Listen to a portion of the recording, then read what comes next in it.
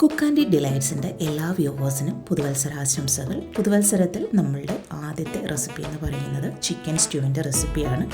അപ്പവും chicken stew അല്ലേ, നല്ല കോമ്പിനേഷൻ. ഇത് കുറച്ച് നേരത്തെ എടുത്തു വെച്ചിരുന്ന വീഡിയോ ആയിരുന്നെങ്കിലും അത് അപ്ലോഡ് ചെയ്യാൻ കുറച്ച് താമസിച്ചു.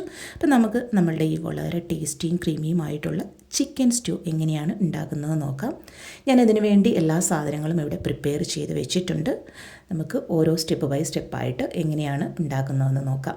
ആദ്യം ഒരു പാത്രം അടുപ്പിൽ വെച്ച് കൊടുത്തതിന് ശേഷം ആവശ്യത്തിന് വെളിച്ചെണ്ണ ഒഴിച്ചു കൊടുത്തു. ആ വെളിച്ചെണ്ണ ഒന്ന് ചൂടായി വരുമ്പോൾ അതിനകത്തേക്ക് ഒരു 8 വെളുത്തുള്ളി അല്ലി വളരെ കനം കുറച്ച് അരിഞ്ഞ് ഇട്ട് കൊടുത്തു. ഒന്ന് ചെറുതായിട്ടൊന്ന് വാട്ടിയെടുത്തതിന് ശേഷം അതിനകത്തേക്ക് കുറച്ച് ഹോൾ സ്പൈസസ് ഇട്ട് കൊടുത്തിട്ടുണ്ട്. ഒരു 4 ഏലയ്ക്ക അതൊന്ന് ചെറുതായിട്ട് പൊട്ടിച്ചിടുക.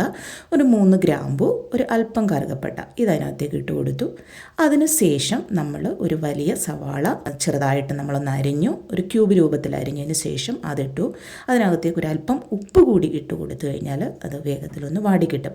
ഇതൊന്ന് വാടി വരുമ്പോൾ ഇതിനകത്തേക്ക് നമുക്ക് ഒരു 2 ക്യാരറ്റ് ക്യൂബ് പോലെ അരിഞ്ഞത് ഇട്ട് കൊടുക്കാം. അതോടൊപ്പം തന്നെ ഒരു 2 മീഡിയം ഉരുളക്കിഴങ്ങ്, ഒരു 2 ചെറിയ ബീൻസ് അതും കൂടെ അരിഞ്ഞ് ഒരല്പം ഗ്രീൻ പീസ് കൂടി ഇട്ട് കൊടുത്തു. ഇതെല്ലാം അല്പാൽപമായി നമ്മൾ ഇളക്കി കൊടുക്കുക. അതിനോടൊപ്പം ഒരു 6 പച്ചമുളക് നീളത്തിൽ അരിഞ്ഞതിട്ട് കൊടുത്തിട്ടുണ്ട്. ആവശ്യമായിട്ടുള്ള കുറച്ച് കറിവേപ്പില ഇട്ട് കൊടുത്തിട്ടുണ്ട്. പിന്നെ ഒരു പകുതി ക്യാപ്സിക്കം അത് വളരെ ചെറുതായിട്ട് അരിഞ്ഞ് ഇതിനകത്തേക്ക് ഇട്ട് കൊടുത്തിട്ടുണ്ട്. അത് നിങ്ങൾക്ക് ഇഷ്ടമുണ്ടെങ്കിൽ മാത്രം നിങ്ങൾ ഇട്ടേച്ചുണ്ടാൽ മതി. ഇനി നമ്മൾ ഇതിനകത്തേക്ക് ആഡ് ചെയ്യാൻ പോകുന്നത് എല്ലോട് കൂടിയ ചിക്കൻ നമ്മൾ ചിക്കൻ സ്റ്റൂവിൽ ചേർക്കുന്നതാണ് എപ്പോഴും കുറച്ച് രുചികരം. അപ്പം എല്ലോട് കൂടിയ 1 കിലോ ചിക്കനാണ് ഞാനിവിടെ എടുത്തിട്ടുള്ളത്. ഇതും അതിനകത്തേക്ക് ഇട്ട് കൊടുത്ത് ആവശ്യമായിട്ടുള്ള സോൾട്ട് കൂടി ചേർത്തതിന് ശേഷം നന്നായി ഈ വെജിറ്റബിൾസുമായിട്ട് ഒന്ന് ഇളക്കി ചേർത്തതിന് ശേഷം ഇതിനകത്തേക്ക് നമുക്ക് 1 ടീസ്പൂൺ പെരിഞ്ചീരകപ്പൊടി ഇട്ട് കൊടുക്കാം. അതൊന്ന് ഇട്ട് ഇളക്കിയതിന് ശേഷം അതിനകത്തേക്ക് ബ്ലാക്ക് പെപ്പറിൻ്റെ, അതായത് നമ്മളുടെ കുരുമുളക് ക്രഷ് ചെയ്തത് 1 ടീസ്പൂൺ ഇട്ട് കൊടുക്കാം.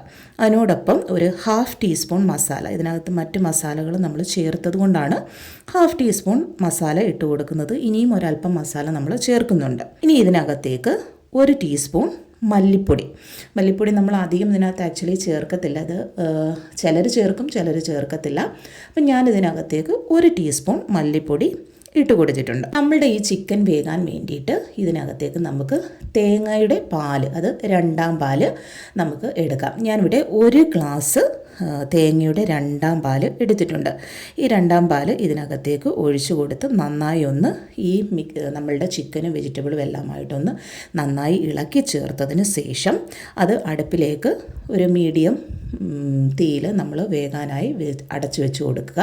അത് വേവുന്ന സമയത്ത് നമുക്ക് ഒരു അല്പം കശുവണ്ടി പരിപ്പ്, കാഷ്യൂനട്ട്, ഞാനിവിടെ ഒരു 10-12 കാഷ്യൂനട്ട് ചൂടുവെള്ളത്തിൽ ഒരു 15 മിനിറ്റ്സ് ഇട്ട് കുതിർത്ത് വെച്ചതിന് ശേഷം അത് മിക്സിയുടെ ജാറിലേക്ക് ഇട്ട് കൊടുത്ത് ഒരു അല്പം നമ്മളുടെ മിൽക്ക് ഉണ്ടല്ലോ, പശുവിൻ്റെ പാല്, അത് ചേർത്ത് അരച്ച് നന്നായിട്ട് ക്രീമിയാക്കി എടുത്തിട്ടുണ്ട്. ഇനി നമ്മളുടെ ചിക്കൻ എല്ലാം ഒരു 1/4 ഭാഗത്തോളം വേവായി വരുമ്പോൾ നമ്മൾ ഈ അരച്ച് വെച്ചിരുന്ന കശുവണ്ടി പരിപ്പിൻ്റെ പേസ്റ്റ് അതിനകത്തേക്ക് ഒഴിച്ചു കൊടുത്ത് നന്നായി ഇളക്കിയതിന് ശേഷം അടപ്പ് അടച്ചു വെച്ച് നമ്മളുടെ ചിക്കൻ വീണ്ടും വേവിക്കുക.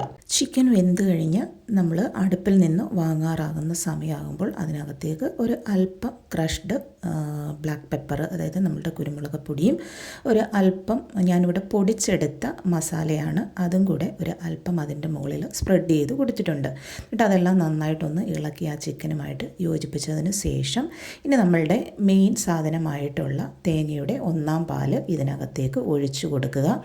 അതിനുശേഷം നമ്മൾ തീ പെട്ടെന്ന് തന്നെ ഓഫ് ചെയ്യുക, ഇല്ലെങ്കിൽ നമ്മുടെ കറി പിരിഞ്ഞു പോകും.